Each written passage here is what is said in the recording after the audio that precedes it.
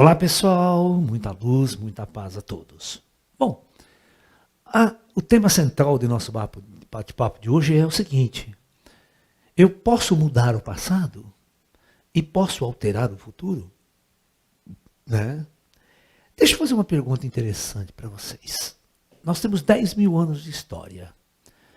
Você viu alguém, em algum momento dessa história, do futuro vir para o passado? Né? Por que nós não temos ninguém, né, nenhum fato interessante, marcante, pelo menos assim, marcante na nossa civilização, que mostre um viajante do futuro trazendo avançadas tecnologias sobre nós e mudando qualquer coisa importante em nosso mundo, intervindo diretamente. Né? Por que eles não viriam do futuro e impediriam Hitler de subir ao poder? Né? Por quê? Então as pessoas ficam aventando histórias. Laércio, mas os discos voadores não seriam viajantes do futuro? Né? Né? Não deixa de ser uma possibilidade. Você está me entendendo? Nós, como cientistas, nós não abortamos absolutamente nada. Poderiam ser os extraterrestres de forma tão sorrateira, não mudando nenhuma palha em nosso sistema, apenas observadores do futuro? Vindos com uma tecnologia muito avançada, né? Mas isto seria o quê? Seria uma percepção muito primitiva de nosso universo. É negar que existe um universo lá fora. É negar que existe bilhões de estrelas, bilhões de galáxias. Qual é a interação, a verdadeira interação que o planeta Terra tem com todos esses, né? Hoje, a nossa visão de mundo, a nossa visão de ciência, é que tudo é muito distante para nós e nossa capacidade tecnológica não há condições de atingir esses locais distantes. Mas isso não significa que eles, tendo bilhões de anos a mais do que nós, não poderiam atingir e estar aqui conosco. Tá? Então, todas essas possibilidades estão colocadas no ar. Né? Então, toda essa história é uma história que surge na nossa ficção científica. Tá? Toda essa discussão é uma discussão de nossa interpretação, de nossa pequena visão do universo. Porque nós criamos uma ideia de tempo. Nós criamos uma matemática sobre o tempo. Nós criamos uma percepção do tempo. Na época de Isaac Newton, por exemplo, não havia nenhuma possibilidade de voltar no tempo. Nem tampouco de viajar para o futuro. Não havia. Tá? Quando Einstein chega no cenário, o que eles notam? Eles notam um pequeno erro que talvez fosse muito grande na percepção das leis de Newton. Porque uma coisa é muito interessante, né? Não sei se vocês sabem, para que as leis de Newton sejam válidas, a primeira lei de Newton, que é a lei da inércia, que diz que a somatória das forças que atuam num corpo é igual a zero, que é essa lei aqui, se a somatória das forças que atuam num corpo for igual a zero, há duas possibilidades para este corpo. Tá? Ou este corpo está em repouso, ou em movimento retilíneo e uniforme.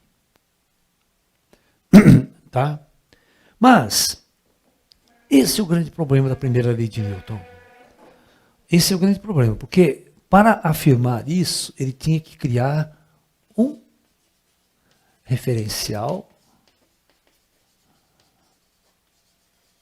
absoluto, na qual esse referencial absoluto ele tivesse parado em relação a todo mundo e não interfira.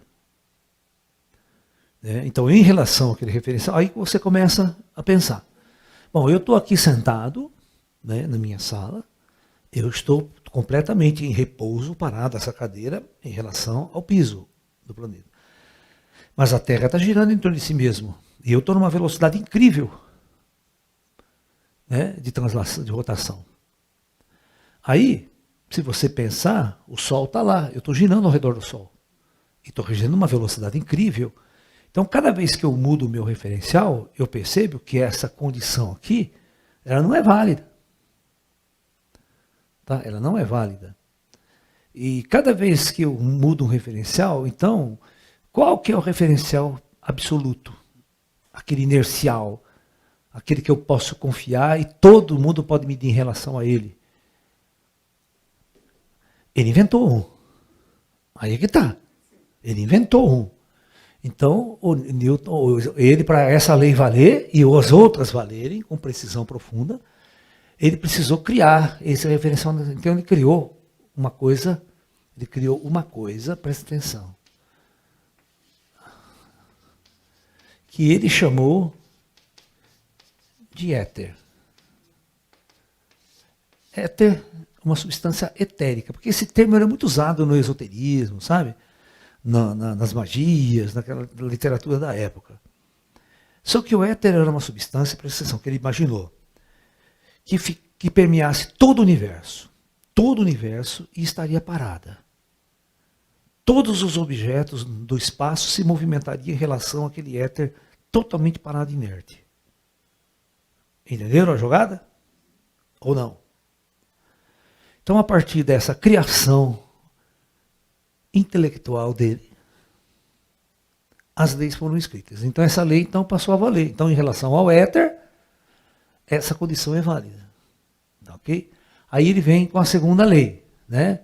Se a somatória das forças não for igual a zero, ela é igual a m vezes a. Tá ok? E a sua terceira lei de Newton é a famosa lei da ação e reação. Né? Ou seja, toda vez que eu tenho um corpo e eu aplico uma força F neste corpo, este corpo reage aplicando uma força em mim de mesma intensidade, mesma direção, sentidos, na mesma direção, porém de sentidos opostos. Então, essas famosas 3 leis da mecânica newtoniana. Tá? Bom, essas leis aqui, nessa lei, né, o fluxo temporal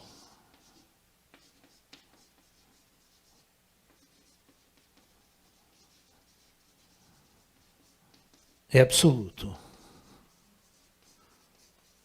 Não existe nenhuma possibilidade nessa lei de qualquer tecnologia alterar essa torção, alguém que está no presente, que a gente chama de T0 nosso ponto zero na escala, eu poder me deslocar temporalmente e me deslocar temporalmente sem haver nenhum deslocamento espacial.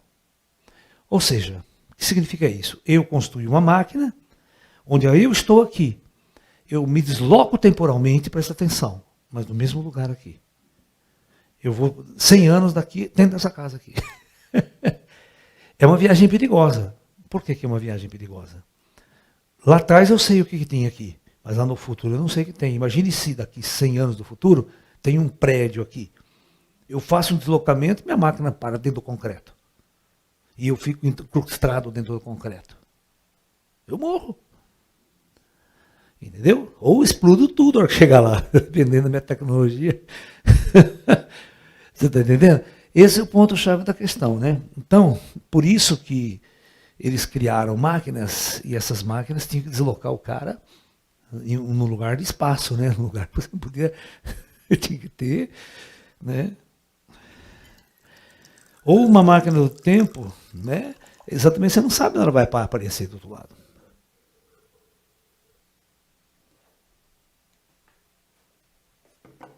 Então, paradoxos incríveis aí eram estabelecidos. Então, nessa lei não tem. Aí, o que deu origem à teoria da relatividade? A procura disso aqui. Ó. Então, no final do século XIX, os cientistas começaram a procurar, através de experimentos, com tecnologia um pouquinho melhorzinha, essa substância. Ok? Então, aí vem 2 cientistas chamados Mikeson e Morley, né, que eles vão tentar descobrir se essa substância éter existe realmente. Né? E eles perceberam uma coisa muito engraçada, que as ondas eletromagnéticas, a luz, ela viola a lei de composição e a lei da inércia. Ela viola completamente. Né? Da seguinte maneira, né? Isso os caras postularam lá atrás. Eles foram medir exatamente quando o Maxwell Morley ele lançou um raio de luz num sentido e um raio de luz transversal. Para compor com a velocidade da Terra. A velocidade da Terra no espaço. E outro numa direção contrária. Né? E se a luz ela se compusesse, ela obedecesse às leis de Newton, a que foi lançada nesse sentido teria uma medida de velocidade, e a que fosse lançada no sentido contrário teria uma outra medida de velocidade, e a que fosse lançado perpendicularmente não seria alterado, porque o deslocamento é longitudinal. Bom, então, resultado surpreendente. Em qualquer direção que você lançasse o facho de luz, qualquer direção, a medida era a mesma. A luz violava todos os princípios de composição de velocidade. Eu vou explicar o que significa isso para vocês. Isso matou a existência desse negócio aqui. Né? Por exemplo, se eu tenho um foguete, vamos pensar no foguete que é mais fácil para vocês. Nosso foguete lá, Apolo. Se ele está com uma velocidade, o foguete está com uma velocidade V, presta atenção, de 250 mil quilômetros por segundo. Tá? A luz tem 300 mil quilômetros por segundo, tá? Tá ok?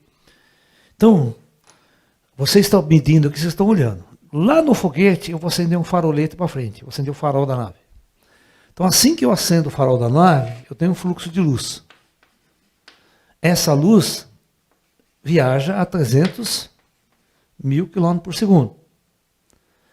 Segundo Galileu, eu teria que somar a velocidade do foguete mais a velocidade da luz, e eu veria o facho de luz agora a quanto?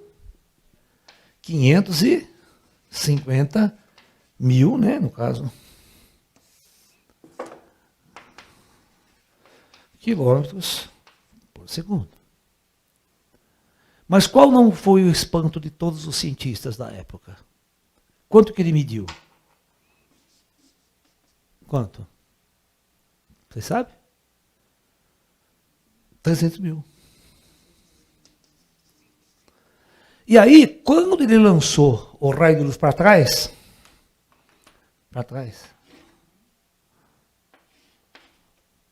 que é 300 mil negativo, então eu teria que medir uma subtração, eu teria que medir na composição oposta, né?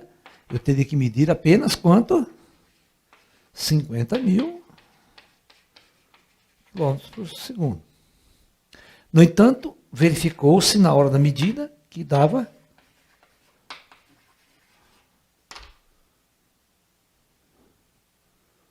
aí o cara falou, calaio. Eu jogo a luz para frente, dá 300. Jogo a luz para trás, dá 300. Jogo a luz para cima, dá 300. Jogo a luz para baixo, dá 300. Que merda de negócio é esse que não se compõe com a fonte? Ela não se soma com a fonte.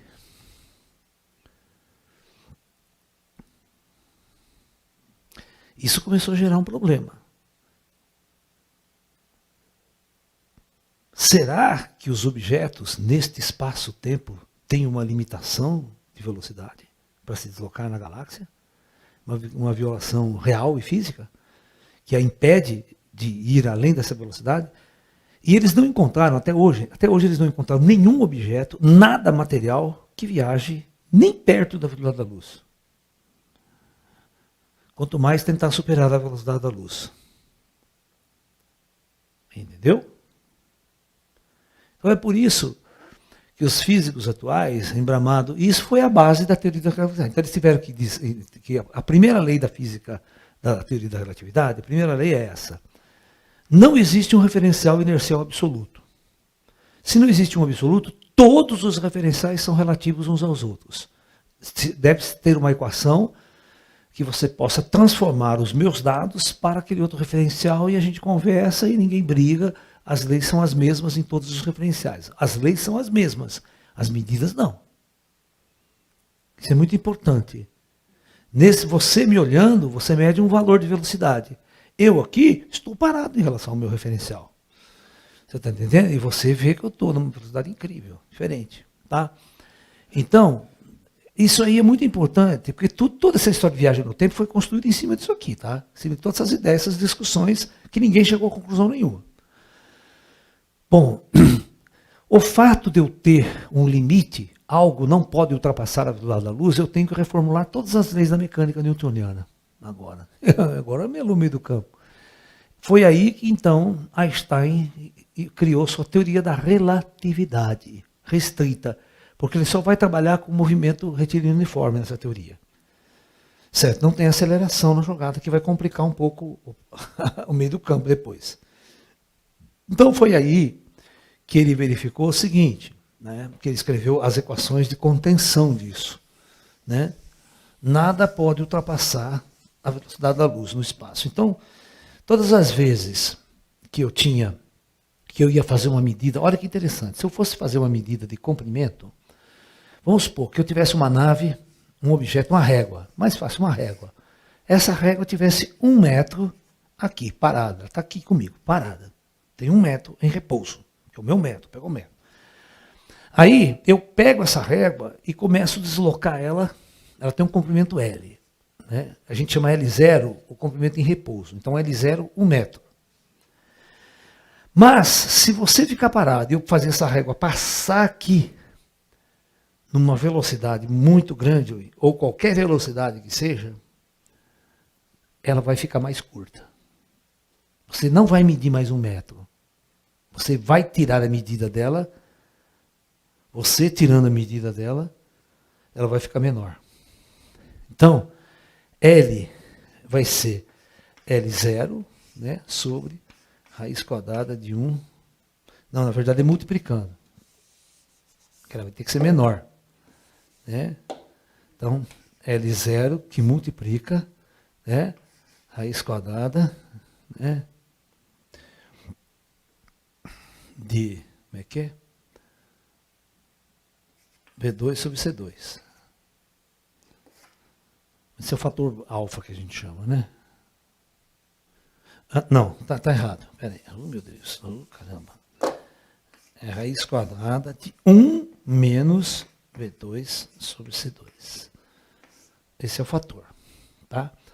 Agora, já o intervalo de tempo, se no, em repouso, eu pego o intervalo de tempo, imerso ΔT0, presta atenção.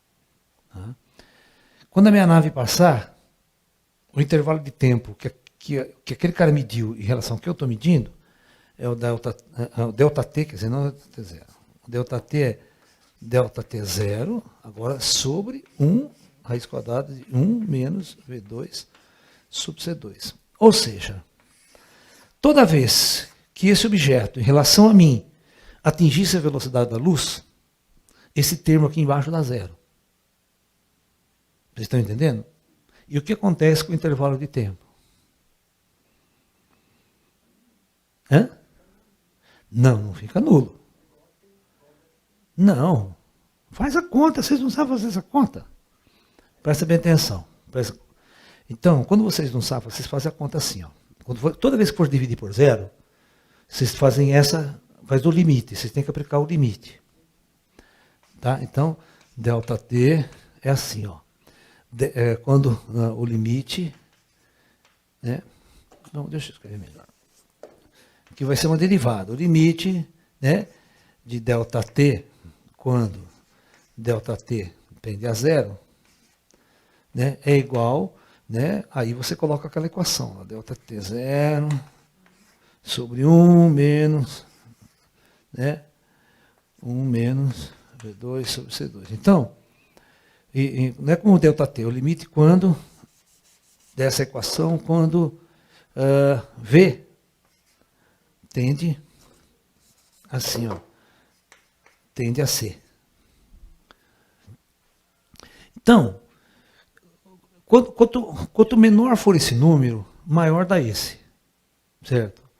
Então, quando ele tiver quase zero, esse número fica infinitamente grande. Significa que o intervalo, né, dilatou. Isso chama dilatação do tempo. O tempo foi o intervalo dilatou. Certo? Ok? Então, você pode colocar 1000 anos aqui. Né? Passa 1000 anos no seu e no outro. Outro tempo parou. O tempo foi muito... O intervalo esticou. Vocês entenderam ou não?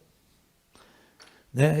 Se você for conversar ao contrário, seria a seguinte, a noção melhor disso aqui para vocês é essa. Eu pego um foguete, e você está parado, eu estou em velocidade. Então, em relação a você, ó, isso que é engraçado, em relação a você, se eu passar um ano viajando, uma velocidade muito perto da luz, o tempo anda muito mais depressa, o seu tempo. Então, se eu viajar um ano, meu tempo foi esticado, ele dilatou. Então, um ano para mim pode ser 1000 anos para você. Entendeu? O intervalo meu ficou maior. Então, 1 minuto meu é muito menor do que 1 minuto seu. Você passou 1000 minutos e o meu passou um só. Porque o meu dilatou meu tempo esticou.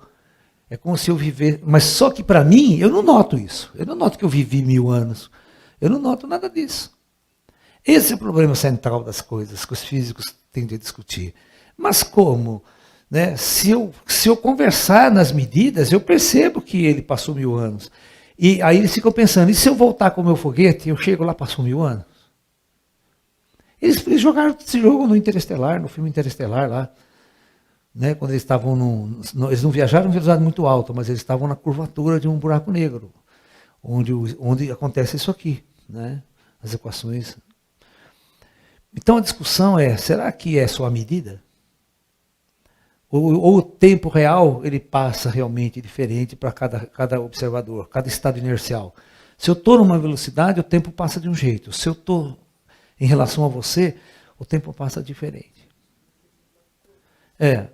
Se os efeitos no próprio corpo, tudo. Então, essas foram as grandes discussões. Por isso que eles fizeram experimentos aqui na Terra com partículas, com UTI, eles verificaram que funciona isso aqui. Mas nunca, então, viagem no tempo. Não existe uma viagem no tempo. Existe só uma viagem relativa. Mas eu não altero nada, eu não mudo nada. Não violo a lei de causa e efeito.